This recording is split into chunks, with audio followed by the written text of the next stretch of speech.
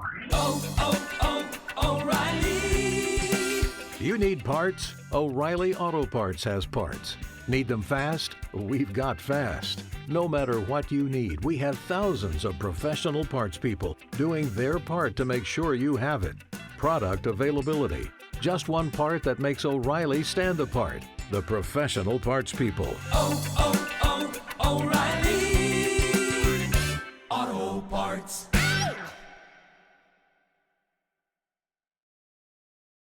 You're listening to the Archaeology Podcast Network. Hello out there in Archaeology Podcast land. This is Dr. Alan Garfinkel. I'm the president and founder of the California Rock Art Foundation. And what we do is we identify, evaluate, manage, and conserve rock art both in Alta California and in Baja California.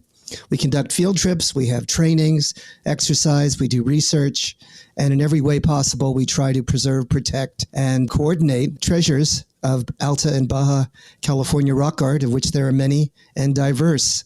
We also work closely with Native Americans and partner with them to recognize and protect sacred sites. So for more info about the fabulous California Rock Art Foundation, you can go to carockart.org. Also, I'm open to give me a call, 805-312-2261. We would welcome sponsorship or underwriting, helping us to defray the costs of our podcasts, and also membership in California Rock Art Foundation. And of course, donations, since we are a 501c3 nonprofit scientific and educational corporation. God bless everyone out there in podcast land.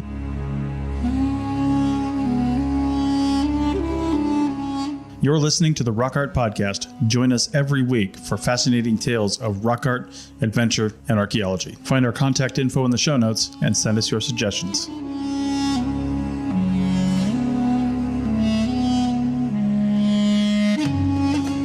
Welcome out there in Archaeological Podcast land. This is your host, Dr. Alan Garfinkel, for your Rock Art Podcast. This is episode 130, and we're bringing back one of our favorite guests. This is our scholar from Mesoamerica, from Mexico, Guanajuato University, Tirtha Mukhopadhyay, who I'm proud of, and blessed to call my friend and colleague. Tirtha, are you there? Yes, Alan, thank you very much for introducing me once again. And it's always a pleasure and honor to be here and talking to you. And you're speaking from where? I'm speaking from the state of Guanajuato. This is south central Mexico, and just on the lap of the south central mountains of Mexico, which kind of runs towards the east from the Sierra Madre Occidental.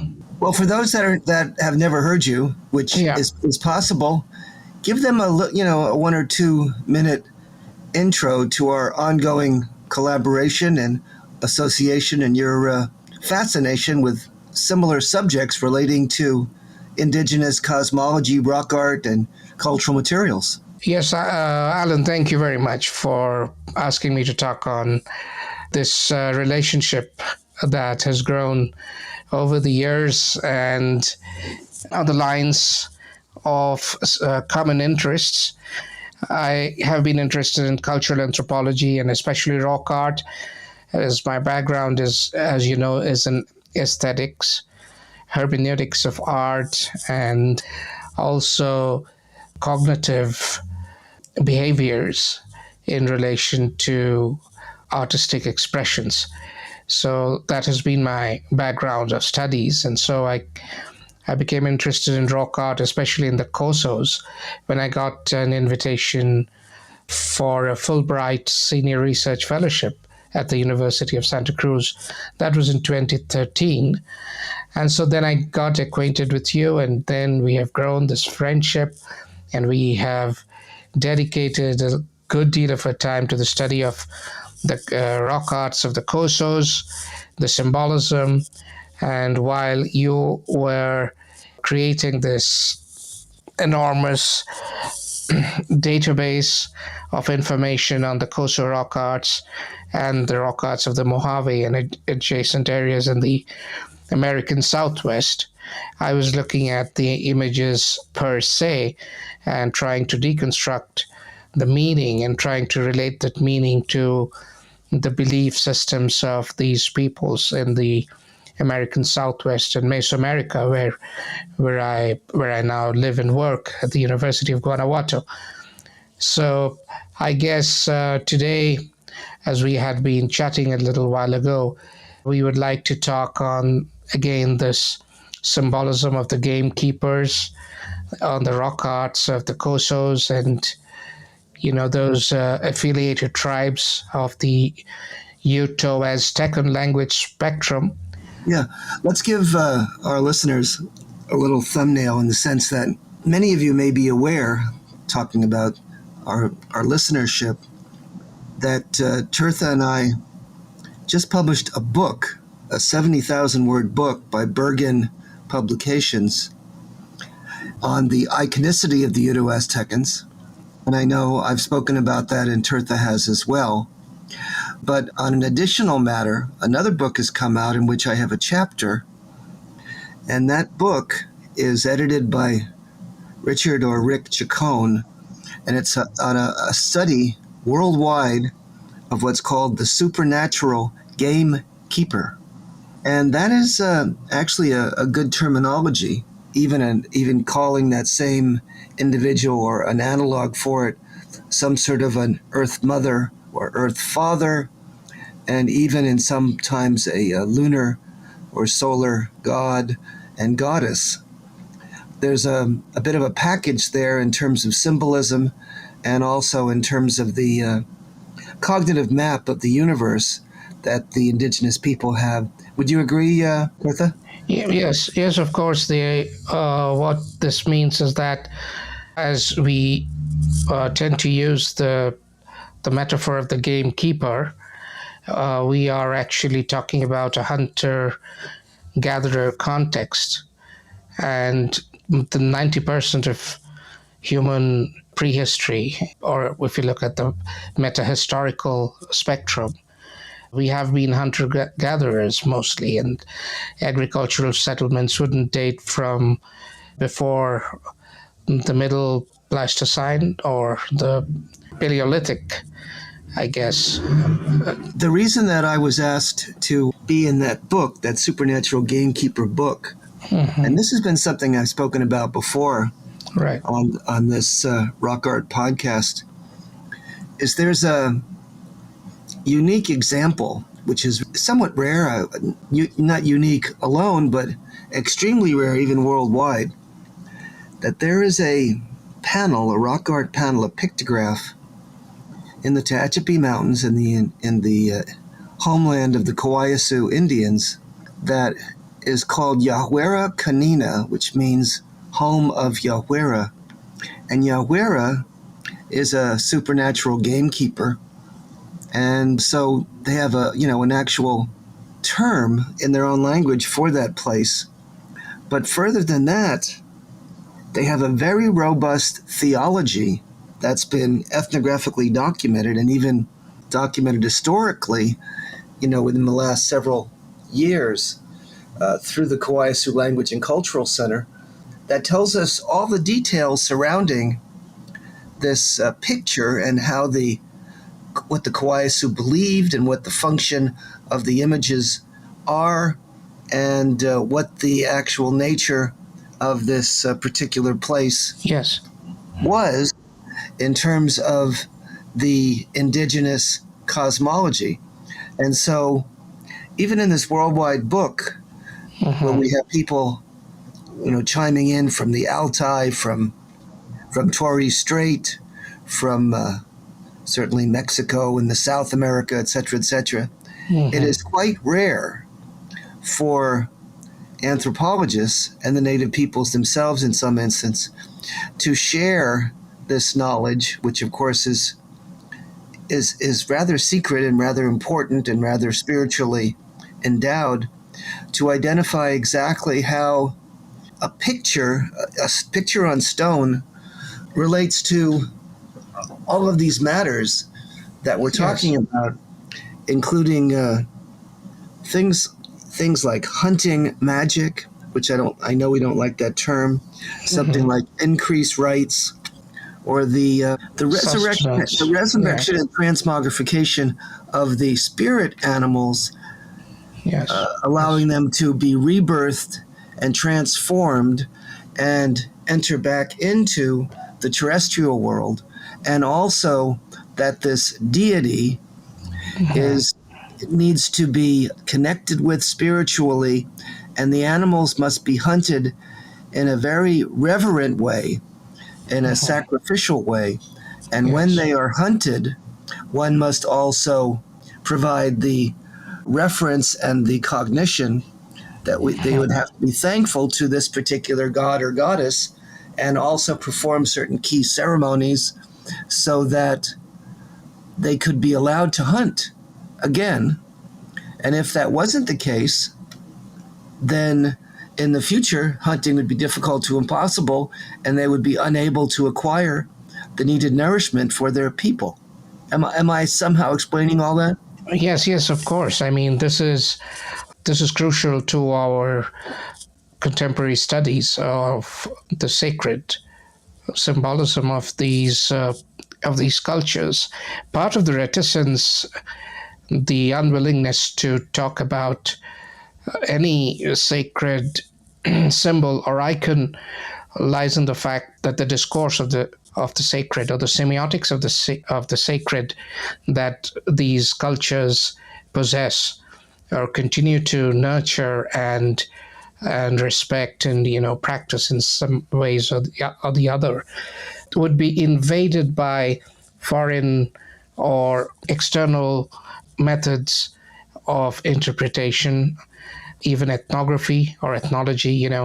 If you look back at the origins of ethnographic studies in Europe in the 19th century, and the way ethnologists or ethnographers were approaching and trying to interpret these cultures, they had a very prejudiced way of looking at them. I wouldn't call it I wouldn't ascribe a value judgment to that. I would say that it's their own way of, it's a more scientific. It was a Western way, a Cartesian way. How's that? Yeah, exactly. And this was something that I think in some ways ultimately offended indigenous people. Am I correct or wrong? Yes, of course. They were trying to preserve that archetype which they had respected and for which they had the sense of belonging for generations, for eons of history, of time. The other thing that has occurred that in my current effort, 4-year effort that I'm trying to put out, is that much of a literature on such deities was very androcentric, very male oriented, very gender specific. Let's talk about that for a minute. What do we mean by that? I'd love to talk about that. I mean, this is the distinction that we were talking about, the ethic and the emic, and how about looking at it from inside and looking at the gender issues. Well, what I wanted to just rehash for today while talking about the gamekeeper symbolism is the fact that before I jump on to the gender question, I would love to, articulate some of the ideas very briefly that I have about the gamekeeper. And this is that the gamekeeper is a layer of human evolution. It's important, indispensable, that the starting point for any inquiry into these deities, like the gamekeeper, the Yawera, Kanina, it comes from a process which we can call representational minuscularity. In fact, even as far back as, when I was studying for my doctoral research, I tended to fall back on this idea of the visual scarcity in the availability of the visual cues that were giving us a message in these archetypal visual symbols, like It's a miniaturized form. It's an impression of a human shape. It does not have a very realistic, depictive rule of engagement. What we have instead is an anthropomorph and an impression of something like a human being. And it's a miniature. It's contained. The features have been co-opted subjectively by the artist in the proportion of the lengths of arms, legs, the head to its body, the dimensions of the torso, the adjuncts to the body like the eyes, ears, the mouths, the horns.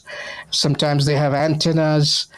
It seems that though the deity has a human resemblance, there are differences in the actual appearance of these adjunct forms, but they are meant to draw or call your attention. The gender is also part of this interesting game that the ritual artist is playing. So this level of curiosity, attention, power of the gaze of the gamekeeper is looking at us with a single eye or a concentric shaped head.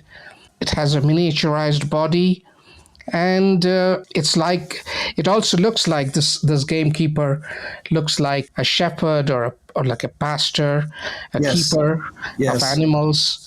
Let's stop there. Let's pick this up on the next segment because you're talking about some rather important aspects of trying to understand the imagery of these figures. See you in the flip-flop game. People are driven by the search for better. But when it comes to hiring, the best way to search for a candidate isn't to search at all. Don't search, match with Indeed. The hiring process can be slow and overwhelming. Simplify hiring with Indeed. Indeed is your matching and hiring platform. With over 350 million global monthly visitors according to Indeed data, and a matching engine that helps you find quality candidates fast. Ditch the busy work. Use Indeed for scheduling, screening, and messaging so you can connect with candidates faster.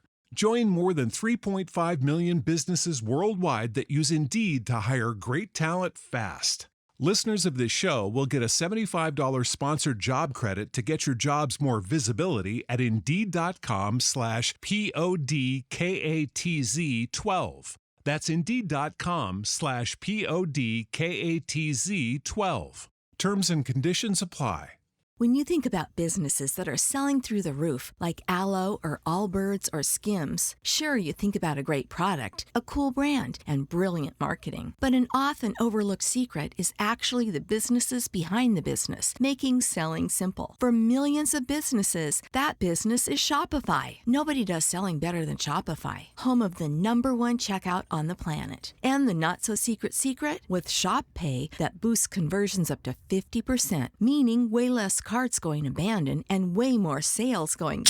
So if you're into growing your business, your commerce platform better be ready to sell whatever your customers are scrolling or strolling on the web, in your store, in their feed, and everywhere in between. Upgrade your business and get the same checkout Skims uses. Sign up for your $1 per month trial period at shopify.com/try, all lowercase. Go to shopify.com/try to upgrade your selling today. Shopify.com/try.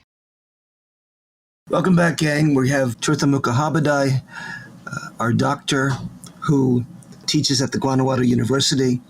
And this is segment 2 of our Rock Art podcast. And before the break, we were talking about the attributes and the figurative elements of these supernatural and supramundane beings. Tirtha, let's go from there. Yes. So even if we try to explain the meaning of these symbols from an external ethnographic point of observation, we notice that the basic function of this gamekeeper symbol is sustenance. It's a provider figure.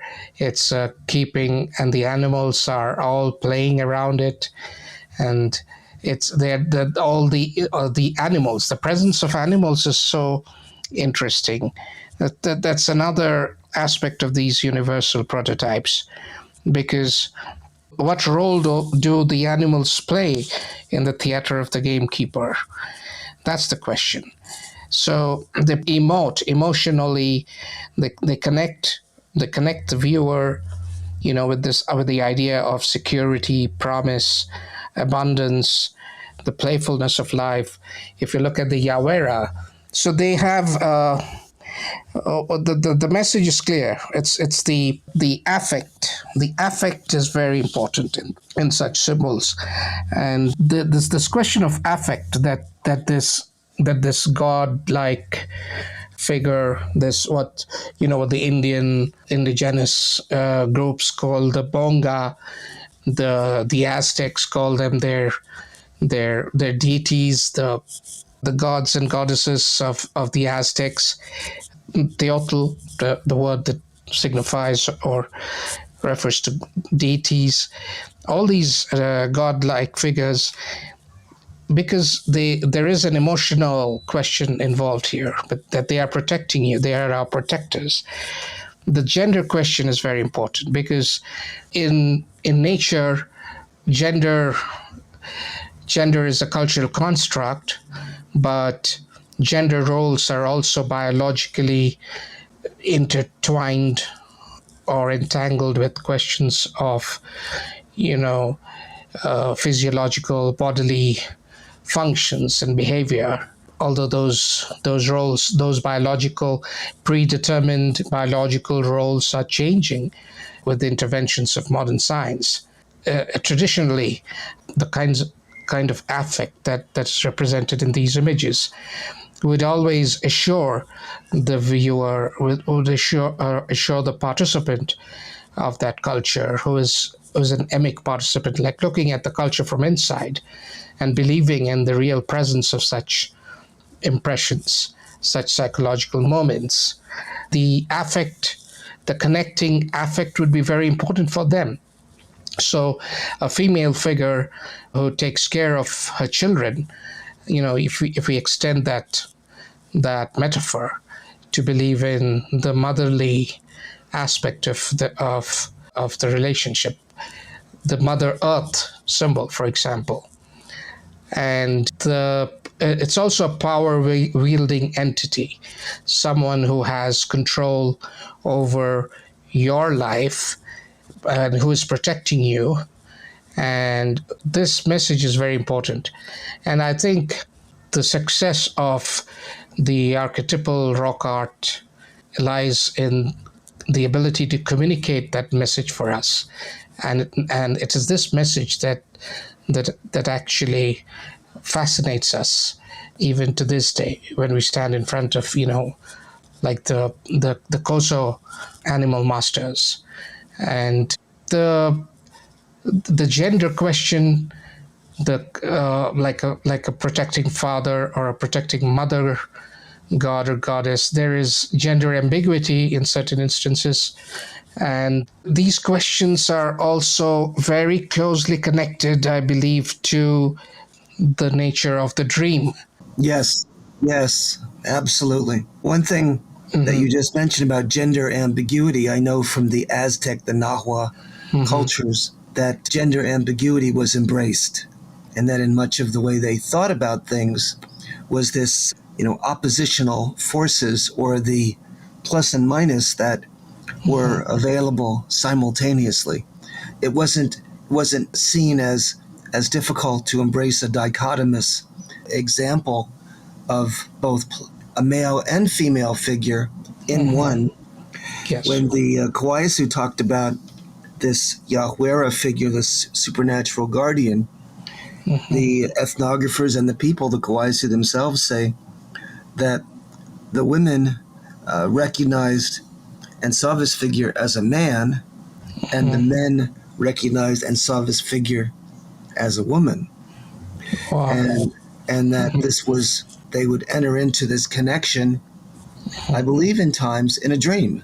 I think the dream world was something they would embrace as well, and be able to see and connect with such figures in their dreams. And that appears to be common.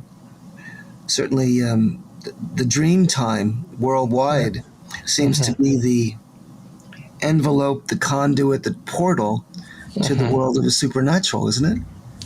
Absolutely. I mean, how far can we go back in time, or should we not go back in time to understand this phenomenon of dreams, the oneirological image?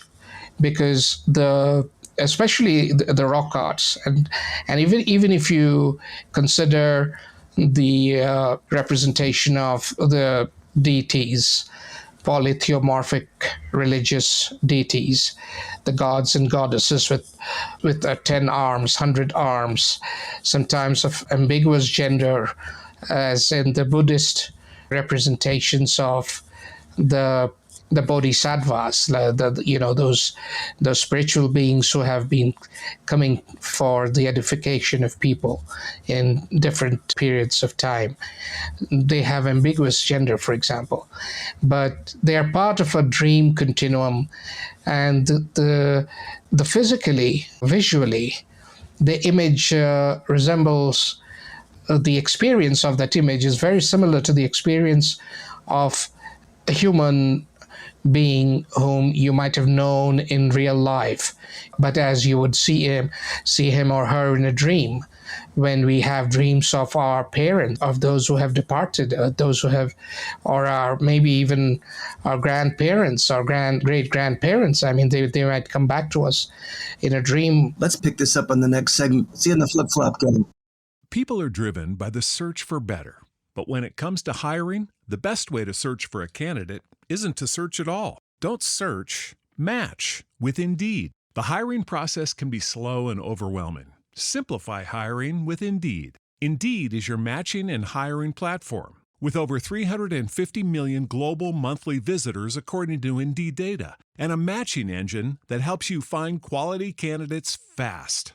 Ditch the busy work. Use Indeed for scheduling, screening, and messaging so you can connect with candidates faster. Join more than 3.5 million businesses worldwide that use Indeed to hire great talent fast.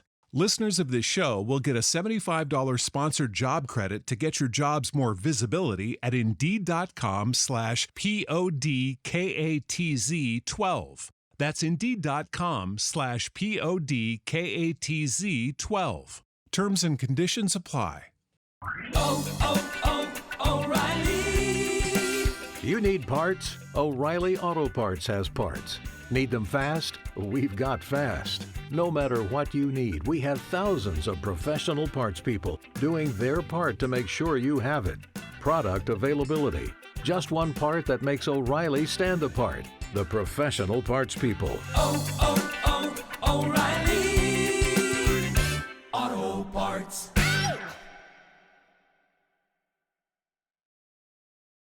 Welcome back, gang. You're at the Rock Art Podcast, episode 130 with Tirtha Mukhopadhyay from Guanajuato, Mexico. Hi, Tirtha. Hi, Alan. So let's pick it up where we left it off. Please go right ahead. Yeah, sure. So actually came up to a very interesting juncture where we were really trying to correlate the characteristics of the rock art images, the anthropomorphs, the animal figures, the visual adjuncts, all those semiotic elements on the panel. And we were trying to correlate those characteristics or features to the experience of the dream, the oniric experience, in other words. And what is evident here is the similarity of the rock art image, which is like a floating, numinous anthropomorph, with those bird-like feet, giving us an impression of appearing, the momentariness of that image.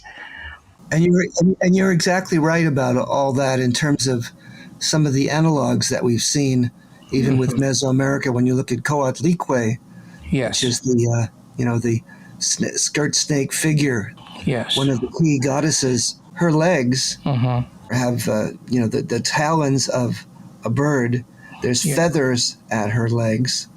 And then, of course, she's either birthing a snake or connected to the earth with some sort of a snake-like, tether. And then she's covered with skulls and snakes. And feathers. Which of course shows us that, binary opposition of both life and death. Yes, it's like, it's the numinous, it's the plumed serpent, right? So it has wings and it is bird-like features, but it's a snake at the same time. So it's combining all those characteristics. And so the image has the gamekeeper, animal masters, anthropomorphs, they have a dreamlike quality. And the significance of this is, I guess, we cannot claim any kind of, absolute truth or verity about the claim. But what this reminds us of, in fact, is that from this perspective of the storytellers, because the ancient peoples, or the people who communicate by means of rock art, they are storytellers, and they create dream images for us. So the dream archetype is essentially a semblance. It's like a film. It's like a theater of characters that we have actually seen or experienced. Hence, an image such as a dream enables a transition, through planes, from reality to dream, and from dream to reality. So it's like passing through a membrane of experience, a membrane of characters who live on the other side, and are far away from us, who are full-bodied, and they are like, I remember Shakespeare saying stuffs that dreams are made of. So they resemble those dreamlike characteristics. And this is because the dream connects us to the numinous experience, the numinous image. And what we have, therefore, with the gamekeeper is the experience of a dream in which a human-like figure appears and is connected, reveals to us his or her connections to the creatures of Mother Nature. And this is a very important kind of assurance for anybody, for the hunter, who has to perform these specific rituals before he goes on a hunting trip or project, and who has to apologize for harming those animals, for killing those animals, yet receiving them with the blessings of these spirit keepers, these animal masters. So all those emotions, I believe, are involved in the archetype of the gamekeeper. And it's what seemed to fascinate me is that it's not just in the American Southwest. And I just started, compiling a literature on cultural anthropological research on the connections of animal masters, gamekeepers' images in the Southwest, in the Cosos, in Mesoamerica, in the Aztec religions, in the various expressions of the Mixteca. And if you look at Codex Borgia or some of the other codices, this god called Mixcoatl, Mixcoatl is the god of hunting. And the defining elements of this god in the codices, as Mixcoatl is represented in the codices, are very similar to the Yawera. He has some kind of staff, or an atlatl, or arrows, or a spear-like hunting tool, or an obsidian. The addition of the very region-specific reference, the obsidian.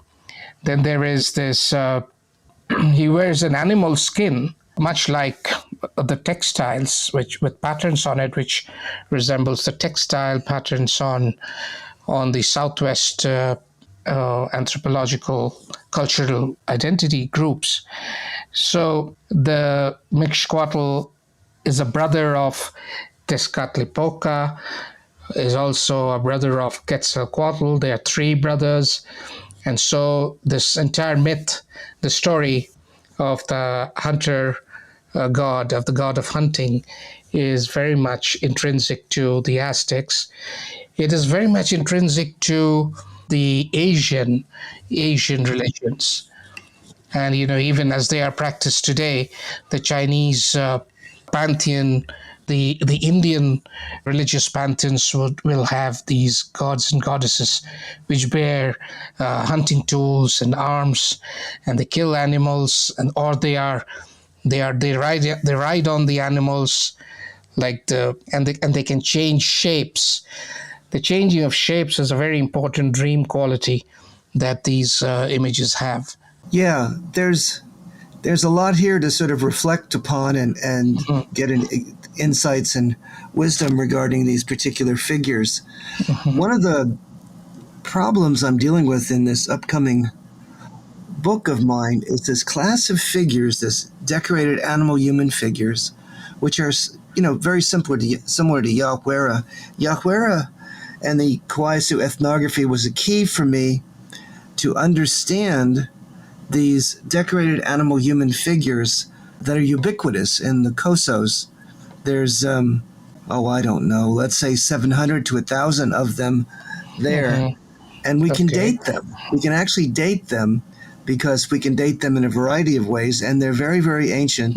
They go back to this period even earlier than the Newberry, known as the Little Lake period, associated with Pinto-style projectile points.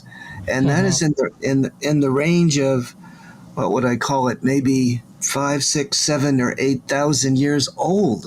And we know this because of dating of these images through portable XRF, X-ray fluorescence, and because of other ways to access information, including their superimposition. Yeah, would you say that the projectile points, and we have a chapter on the projectile points from Nevada, right?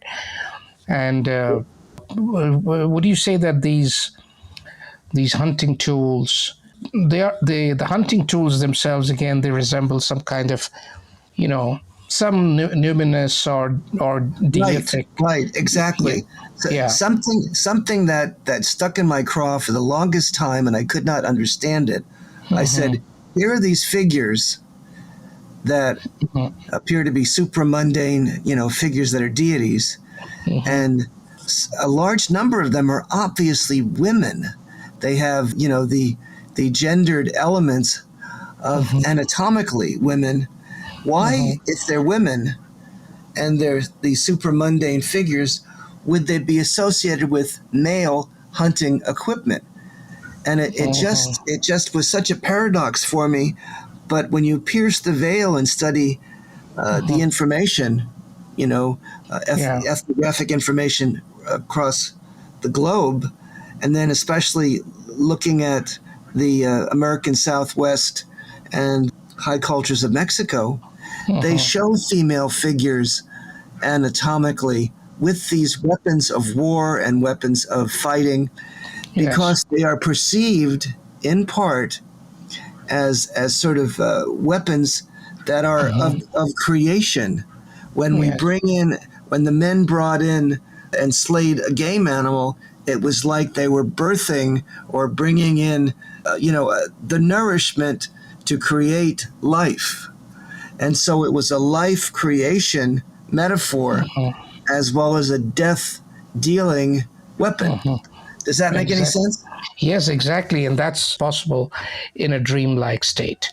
You can interchange those symbolic elements to mean something else. And there is complete transparency. There is complete freedom because in the dream world, you do not really have these impediments of objectivity, the impediments of identity and fixity. There is the special privilege of the ability to transform and for the object itself to transform, so we can look at it in multiple ways. I mean, the mother who gives birth, who is a sustainer, also ensures death at the same time. The mother can kill, these images of the tantric gods and goddesses, which probably have their origins in central India, and which have been further, been developed in various ways in complex iconographic representations in Tibet, in the tantric traditions of Tibet and Buddhist tantric traditions. So you're saying that even though the gender is female, yeah, they're sort of the dealers or providers of life and death, because they have it in their power to both create and destroy. Am I right? Yes, they are destroying and they are renewing as well. So that is exactly what happens in nature, because one generation is decimated, and it's buried in the earth, but it gives rise to, like crops, harvest, and life, and it's part of the cycle of life and death. Right. So this is very, very important and very interesting, and So if we were going to put sort of a bow on this, and say something to our listeners, what's the takeaway? What's the most important element of the discussion that we've been providing about these beings that may be both men and women, that are protectors, but yet death dealers, creatives, and etc.? What should they understand in terms of the theology of the indigenous and the relationships of their cultural material, their descriptors that we see in rock art and in the statuary, etc.? What is the key takeaway that helps them understand or appreciate and explain some of this? Well, I would like to bring in on an interdisciplinary perspective to the answer to this question, just because it is so close to what I have been doing for a long time, studying iconography from a philosophical, theological perspective.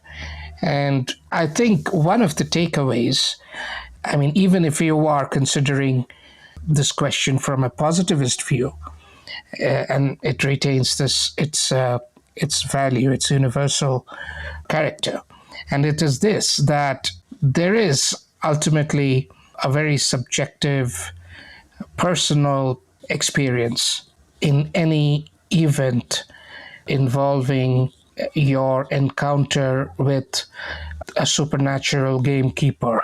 There's a personal element involved in that experience, and that personal experience resembles in many ways a dream experience. Okay, I think with that we're going to have to close very closely. So okay, let's put a bow on it and say goodbye to our listeners and tell them we'll see them on the flip-flop. Sure.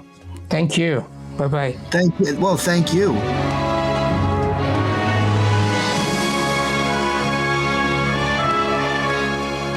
Thanks for listening to the Rock Art Podcast with Dr. Alan Garfinkel and Chris Webster. Find show notes and contact information at www.arcpodnet.com/rockart. Thanks for listening, and thanks for sharing this podcast with your family and friends.